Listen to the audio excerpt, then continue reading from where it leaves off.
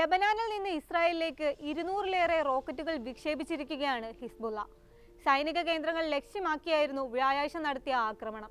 ബുധനാഴ്ച ഹിസ്ബുള്ളയുടെ മുതിർന്ന കമാൻഡർമാരിൽ ഒരാളായ മുഹമ്മദ് നിമാഹ് നാസറിനെ വ്യോമാക്രമണത്തിൽ കൊലപ്പെടുത്തിയതിന്റെ പ്രതികാരമായിരുന്നു ഈ ആക്രമണം.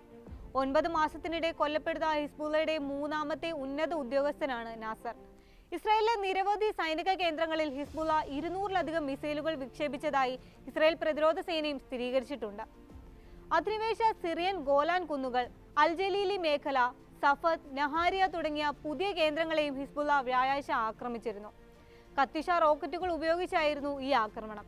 കൂടാതെ ബുർക്കാൻ മിസൈൽ ഉപയോഗിച്ചും ആക്രമണം നടത്തിയതായി ഹിസ്ബുള്ള അറിയിച്ചു. ഒക്ടോബർ 7-ന് ശേഷം ഇസ്രായേലിനെതിരെ ഹിസ്ബുള്ള നടത്തുന്ന ഏറ്റവും വലിയ ആക്രമണമാണിത്.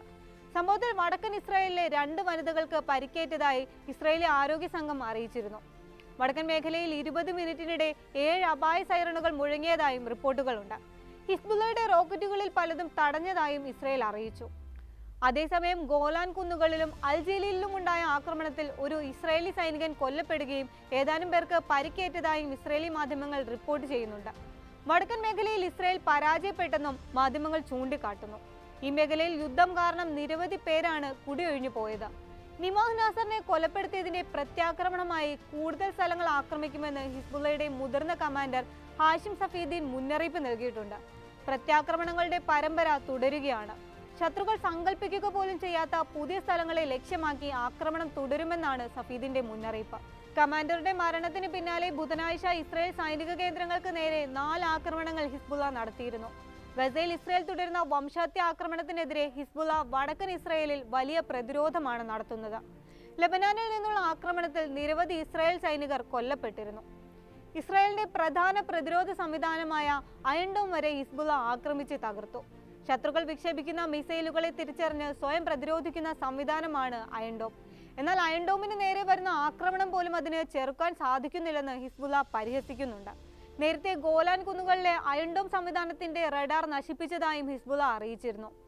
ആക്രമണത്തിൽ സൈനികർ കൊല്ലപ്പെടുകയും നിരവധി പേർക്ക് പരിക്കേൽക്കുകയും ചെയ്തു.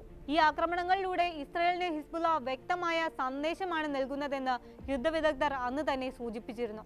ഹിസ്ബുള്ള തങ്ങളുടെ കൈവശമുള്ള ആയുധങ്ങളുടെ സാമ്പിളുകൾ ഇസ്രായേലിന് മുന്നിൽ വെളിവാക്കുകയായിരുന്നു. ആവശ്യമാണെങ്കിൽ അവസാനത്തെ പോരാട്ടത്തിന് തങ്ങൾ തയ്യാറാണെന്ന സന്ദേശമാണ് ഇതിലൂടെ നൽകിയത്. ഇസ്രായേലിനെതിരായ യുദ്ധത്തിൽ അൽമാസ് എന്നറിയപ്പെടുന്ന കൃത്യത നിറഞ്ഞ പുതിയ 3 തരം മിസൈലുകൾ ഹിസ്ബുള്ള വിന്യസിച്ചിട്ടുണ്ട്. 2006-ലെ ഇസ്രായേൽ ലെബനാൻ യുദ്ധസമയത്ത് പിടിച്ചെടുത്ത ഇസ്രായേൽ മിസൈലുകൾ ഉപയോഗിച്ച് ഇറാൻ വികസിപ്പിച്ച മിസൈലുകളാണ് അൽമാസ്. നേരത്തെ തന്നെ ലക്ഷ്യം നിർണ്ണയിക്കുകയോ അതല്ലെങ്കിൽ റിമോട്ട് കൺട്രോളർ വഴി ലക്ഷ്യം ക്രമീകരിക്കുകയോ ചെയ്യുമെന്നതാണ് ഇതിന്റെ പ്രത്യേകത. ഇതിന് പുറമെയാണ് കത്യുഷ മിസൈലുകൾ ഉപയോഗിച്ച് ഹിസ്ബുള്ള വ്യാഴാഴ്ച നടത്തിയ ആക്രമണം.